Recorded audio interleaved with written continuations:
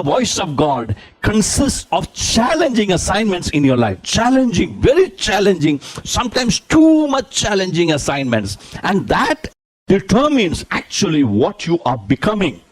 Like in the story of Noah, you can see that Noah was told to build an ark during a time when nobody could do that. And he was building the ark and he was doing that, and very little probably support was there. Many people wouldn't have believed him, but he was building something that nobody has ever seen anywhere. But he had to make it, right? That was a challenging assignment for Noah. Now when you look at the Genesis chapter 12, you can see something that is, God had a plan and he told Abraham something. What did he tell Abraham? Tell me. What did he tell Abraham? Get out of your country. Can you see something highlighted here? Get out of from your family and from your father's house. So get out of your country, from your family, your father's house. It's not easy. Challenging assignment for Abraham. He has to make a very big decision. Your country. Since I'm into migration, I know it's not easy. It's not easy, right? From your country. Get out of your country. From your family and from your father's house. You're attached to your father. You're attached to a family. And God is telling, leave your country, leave your family, leave your father's house, leave everything and follow me. It's good to say, I have decided to follow Jesus. Wonderful, right? But do we really understand? The world before me or the world behind me? Which one? Which one is correct?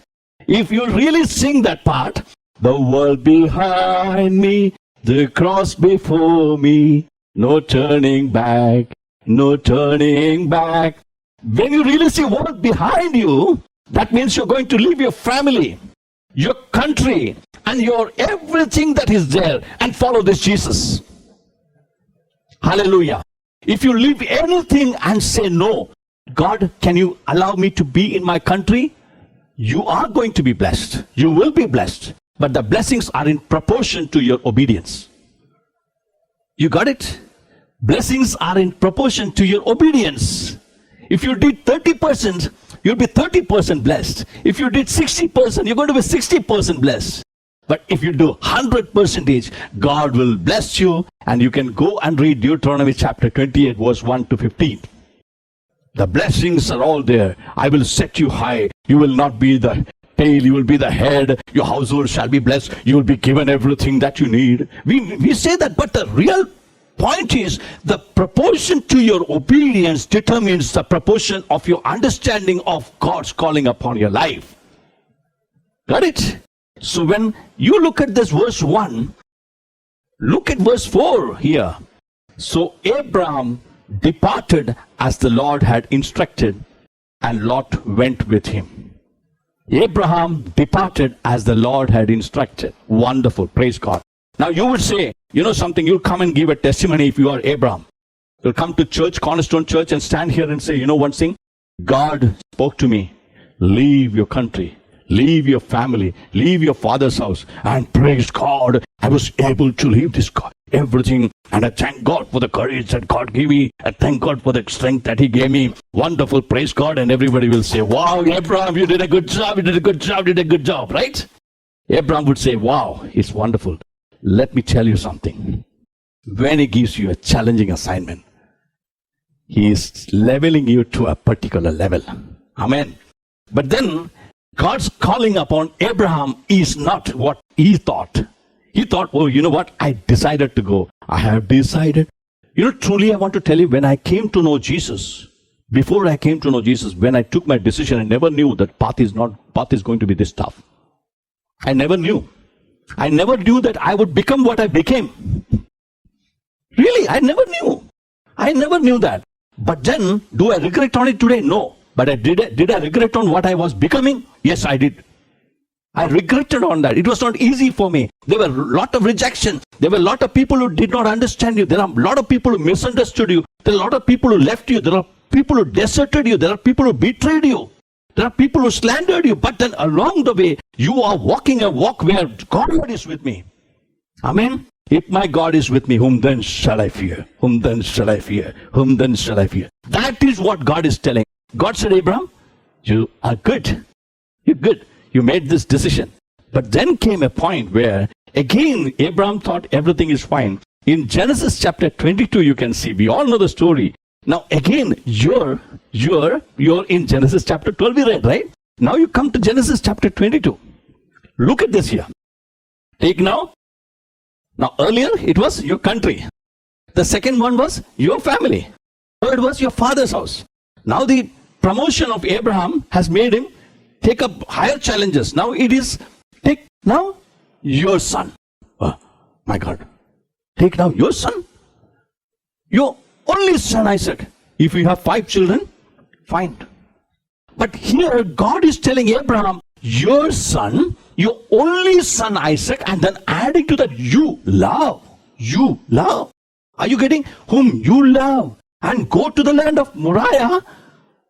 You would think, oh my God, I'm going to go for a picnic. But then here it says, offer him there as a burnt offering. Hey, burning your son? Burning? Hallelujah. It is tough. God gives you challenging assignments. And every challenging assignment that you get, it's very important for you to take it up in a serious way. Huh? It's very tough, very tough. And offer him as a burnt offering on one of the mountains of which I shall tell you. And then again, look at this. Abraham, verse 3 says, so Abraham rose early in the morning and saddled his donkey and took 2 of his young men with him and Isaac his son, and he split the wood for the burnt offering and arose and went to the place of which God had told him. Wonderful. Abraham obeyed. In the first part, Abraham obeyed. In the second part, Abraham obeyed. First part, God blessed him. Second part, look at verse 16 again here. Bible says, because there is a reason why you are blessed, my friend. The reason for your blessing is not because you did something great in your office. Because you have obeyed me. Hallelujah. Because you have obeyed me and had not withheld even your son, your only son. I swear by my own name that I will certainly bless you. Surely, certainly, this only God can say. God can say, right? I will certainly bless you. I will multiply your descendants beyond number. God blessed Abraham. So here is a challenging assignment for Noah. God blessed Noah. And then you come to the point of Abraham. God blessed Abraham also. Look at this, because you have obeyed me. I will, look at the key part here. I will certainly bless you and I will multiply your descendants. So multiplication. 2 Samuel chapter 24 verse 1 and 2 says, the anger of the Lord was aroused against Israel, and he moved David against them to say, go number Israel and Judah. So the king said to Joab, the commander of the army who was with him, now go throughout all the tribes of Israel, from Dan to Beersheba, and count the people that I may know the number of people. This is wonderful. Good. But then look at the next part. There is a guy whose name is Joab. He mentioned to this David, he said, may the Lord your God let you live to see 100 times as many people as there are now. But this part is very interesting. But why? Why, my Lord, the king, do you want to do this? Why do you want to do this? Do you want to do this? Look at this, David's problem here. David did not take that seriously, because the Bible says in verse 4, nevertheless, king's word prevailed against Joab and against the captains of the army. Therefore, Joab and the captains of the army went out from the presence of the king to count the people of Israel. The consequences of this, he did not take the advice of somebody. He is in verse 13. I can say verse 13. Look at this. There are 3 things that were given. Will you choose 3 years of famine throughout your land? 3 months of fleeing from your enemies, or 3 years of severe plague throughout your land? Think this over and decide what answer I should give the Lord who sent me. Hallelujah. And do you know something what happened? Look at verse 15. So the Lord sent a plague upon Israel. Can you count the number? 70,000 people died.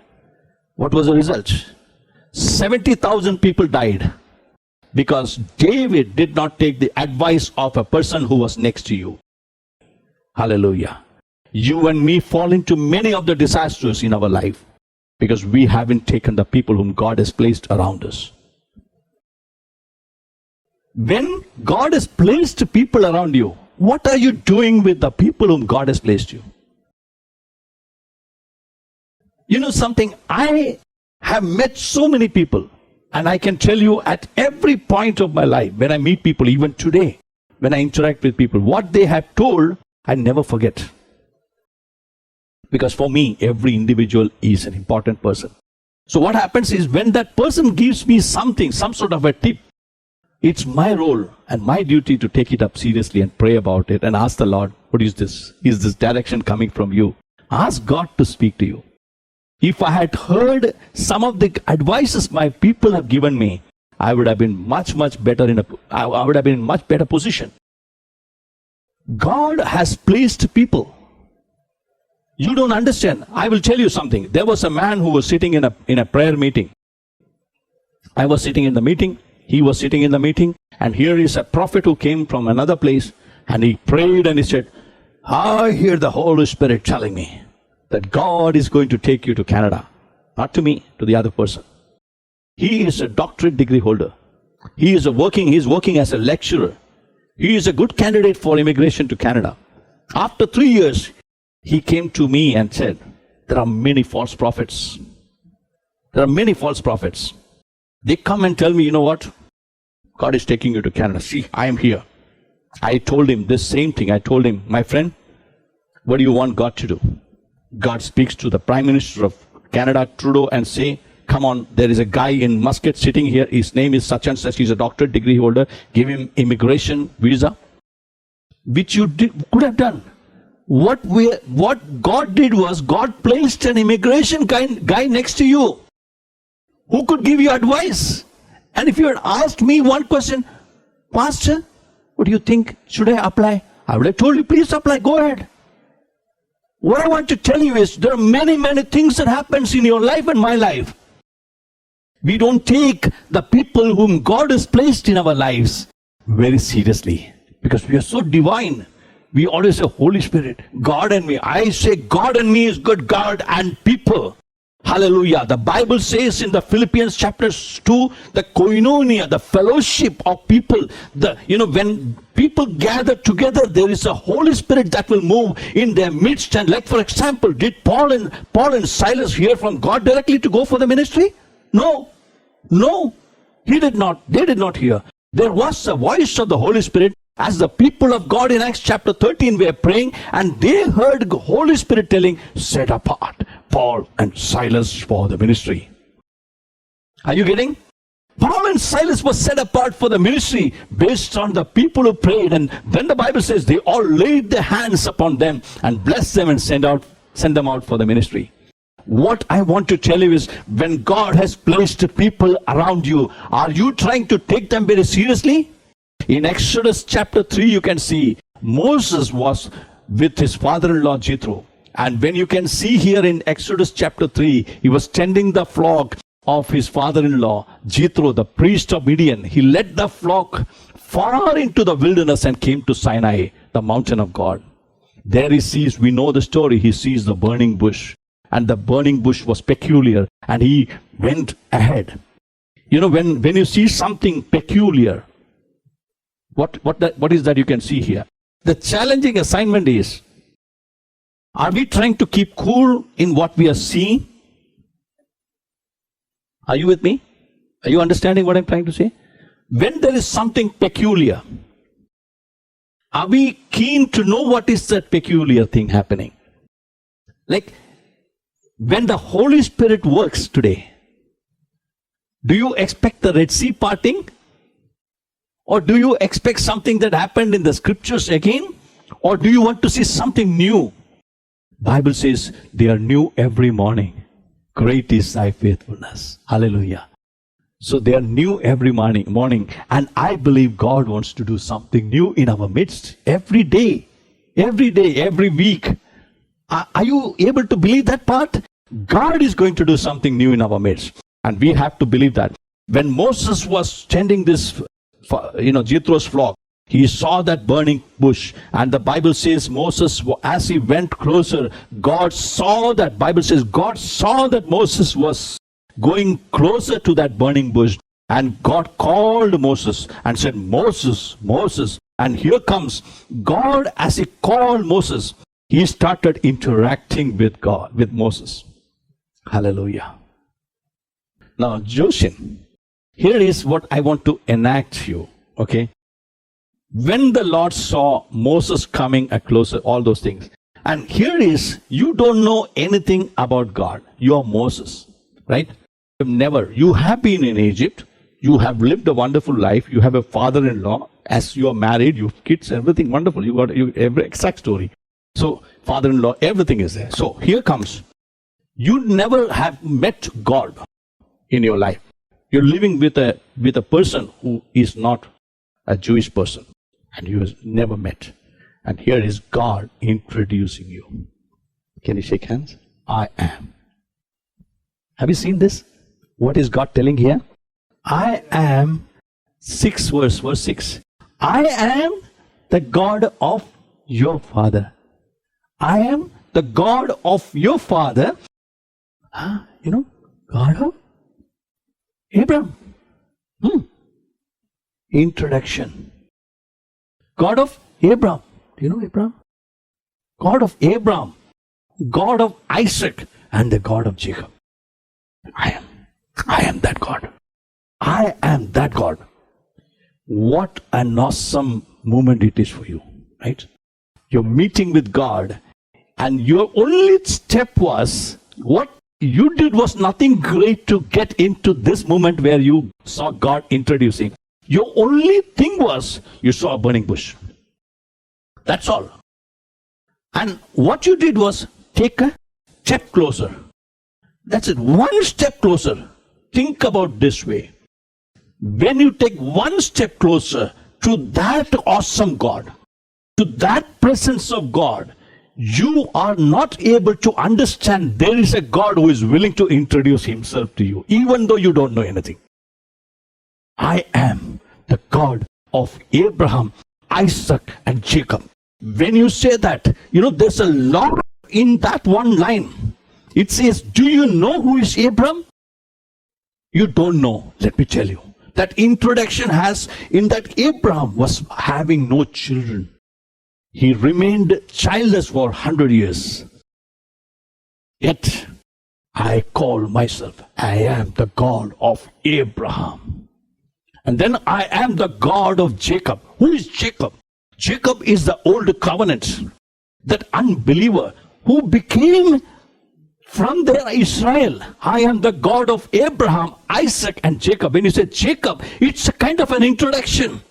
I am that God who transformed a wicked guy, a terrible guy who cheated his own brother. I am that guy who did that, so I can do anything. Hallelujah. So Abraham childless, Jacob a clueless guy who was very wicked. I transformed him. Then Isaac, who had a son, 2 children, yet they did not enjoy. What I'm trying to say, when Moses heard this, he covered his face because he was afraid to look at God. That moment is not enough. Here is the moment what I want to bring out. Now, you don't know, I introduced myself to you. Now the next point is, it's not introduction enough. I am now in a position of crying out to you, pouring out my heart to you, because I have not come to have a barbecue with you. No, I have not come. I have come to express my heart's burning desire, my burden to you, my friend. Moses, there is a plan I've got for you. Look at the next part.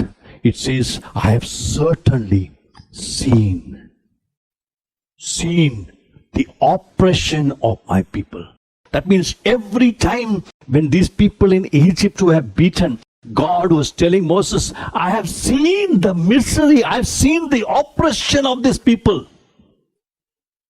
It means that whenever Moses, you thought that you came out from Egypt, you ran away killing somebody when you were living in that father-in-law's house, you would not understand that my eyes were upon you even. I have seen the oppression of my people in Egypt. I have heard. That means our God is a God who can hear. He can see. He can hear. And one thing is that seeing is one side, hearing is one side. What impresses me is the cries of distress because of their harsh slave drivers. Yes, I am aware of their sufferings. Hallelujah. I am aware of their suffering. Look at this verse 8. So I have come down. You know, the difference between our God and the world is, world will go through and watch you going through all the sufferings, but they will not come down to help you many times. But our God says, I've come down to rescue them from the power of the Egyptians and lead them out of Egypt into their own fertile land and spacious land. It is a land flowing with milk and honey, the land where the Canaanites, Hittites, Amorites, Perizzites, Hivites, and Jebusites live. So you know something, here is a moment where God is pouring out his heart. If you have to dramatize this, you know, God would say, I've seen the misery of my people. Heard their cry. They were crying, I've heard them. Do you know what I'm saying? You're literally able to feel the heart beat of God. God is pouring out his heart to you. But then look at this verse 1 of chapter 4. Moses protested again. What is it? What if they won't believe me or listen to me? What if they say the Lord never appeared to you? The Lord never appeared to you. What is God's response? Look at this. The Lord asked him, what is in your hand? What is in your hand? A shepherd's staff, Moses replied.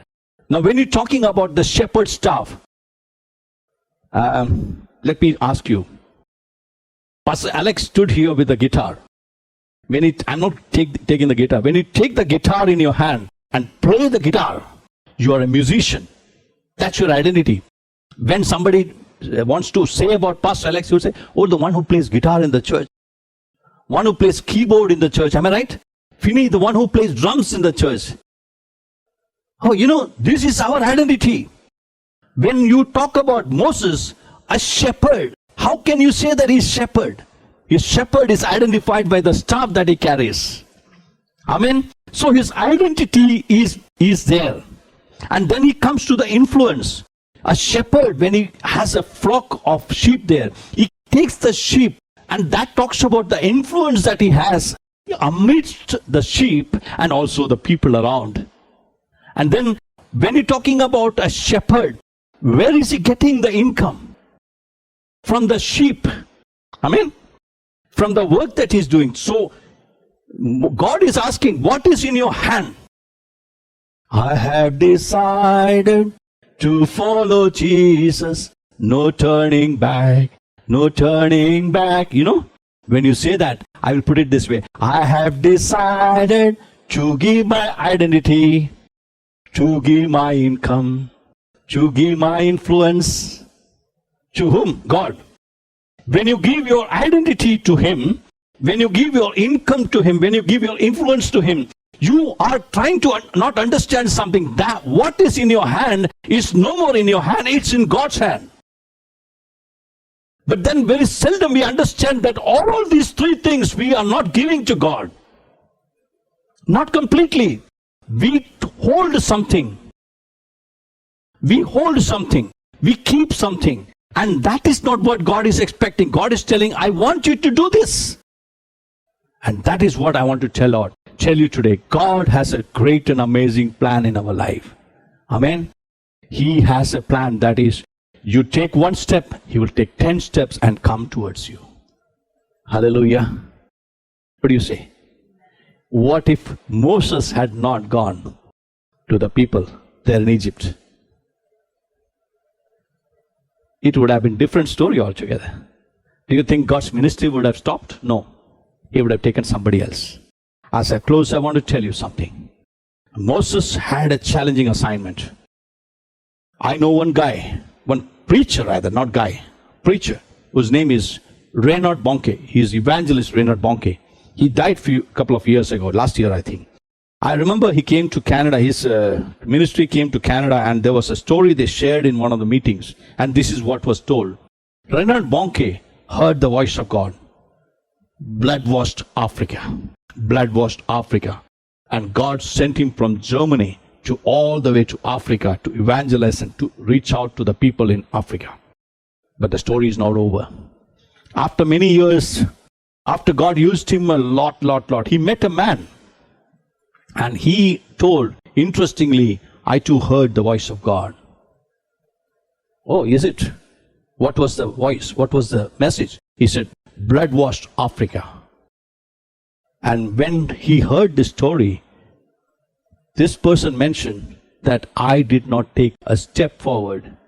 I was hesitant to do that. I was not sure whether it was God who spoke to me. And during the same time, God spoke to somebody in Germany and sent him to Africa. Amen. And God used Reinhard Bonnke. Everybody knows Reinhard Bonnke. God used him very, very powerfully. God blessed him and a lot of people through his ministry. But let me tell you, there are many, many people who would miss the opportunity to become a Reinhard Bonnke because they haven't taken that one step towards God. Got it? Our job is to go into the world and to reach out. That's my message ending. Our challenging assignments must lead us to the world.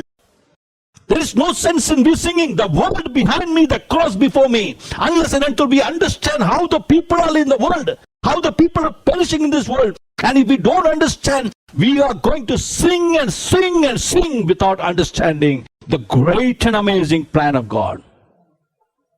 Hallelujah. As a church, I want to challenge you today. This is what the voice of God was speaking to me today. Are we trying to sit here every Sunday morning? I want to ask a question.